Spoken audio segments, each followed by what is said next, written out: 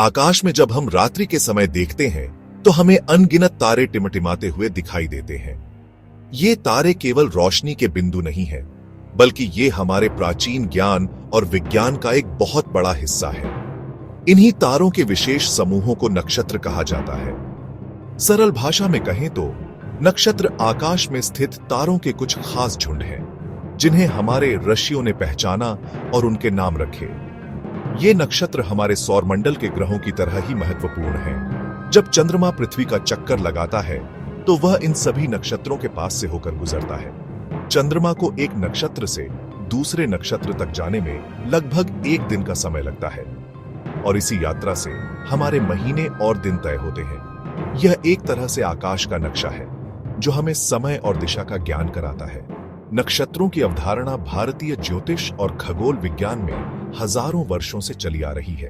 हमारे पूर्वजों ने आकाश को एक विशाल वृत्त की तरह माना और उसे 360 डिग्री में बांटा। इस पूरे वृत्त को उन्होंने 27 बराबर भागों में विभाजित किया।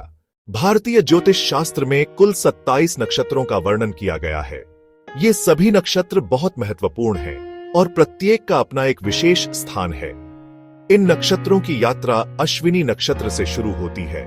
अश्विनी भरणी कृत्तिका, रोहिणी मृगशिरा, आर्द्रा पुनर्वसु पुष्य आश्लेषा, मघा पूर्वा फाल्गुनी, उत्तरा फाल्गुनी, हस्त चित्रा, स्वाति विशाखा, अनुराधा ज्येष्ठा, मूल पूर्वाषाढ़ा, उत्तराषाढ़ा, श्रवण धनिष्ठा, शतभिषा, पूर्वा भाद्रपद, उत्तरा भाद्रपद, रेवती। हर नक्षत्र का अपना अपना स्वभाव और गुण होता है।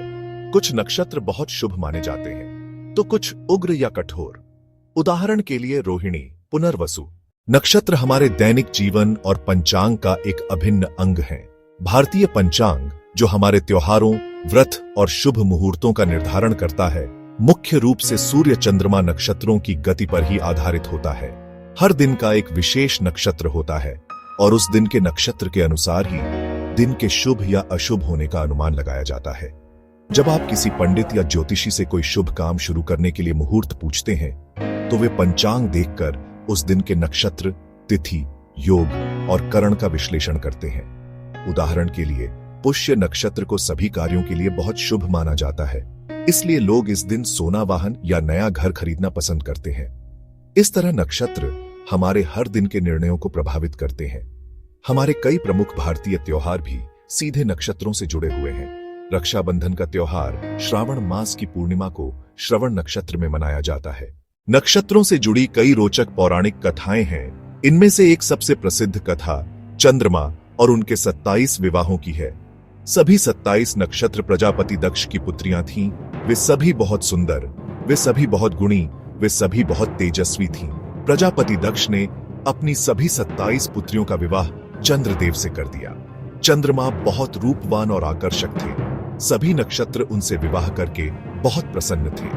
विवाह के बाद सभी नक्षत्र बहनें चंद्रमा के साथ उनके महल में रहने लगी। दक्ष ने चंद्रमा से वचन लिया कि वे सभी पुत्रियों के साथ समान प्रेम और व्यवहार करेंगे और पक्षपात नहीं करेंगे। चंद्रमा ने यह वचन सहर्ष स्वीकार कर लिया।